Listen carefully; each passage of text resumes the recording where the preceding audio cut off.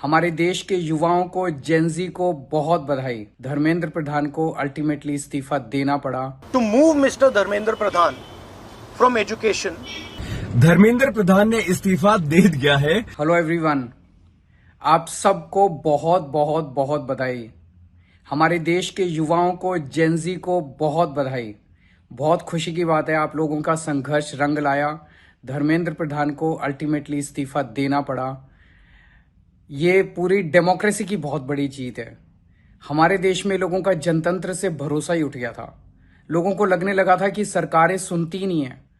जनता सरकारों के सामने चिल्लाती रहती थी, गिड़गिड़ाती रहती थी। हर चीज के लिए हम सरकार को हाथ जोड़ते रहते थे, पैर पकड़ते। सरकारें कभी सुनती नहीं थी।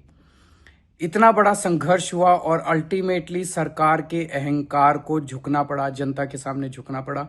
ये बहुत बड़ी जीत है, पूरे जनतंत्र की जीत है, डेमोक्रेसी की जीत है। और सरकार को भी अब समझ लेना चाहिए कि आपको जनता की सुननी पड़ेगी। ये डेमोक्रेसी है। Democracy is by the people, of the people, for the people. मैं उम्मीद करता हूं कि सरकार नीट के सिस्टम को ठीक करेगी ताकि अगली साल अब से पेपर लीक होना बंद हो जाए इस देश के अंदर। अब हमारे बच्चों को आत्महत्या ना करनी पड़े। We get information these days from the government. There's some talk going on in Mr. Modi's cabinet that the solution is to move Mr. Dharmendra Pradhan from education to some other ministry. This is not acceptable to the students of India. It is not acceptable to anybody. The reason is Mr. Pradhan is a symbol of corruption and of what has happened to the future of India's children.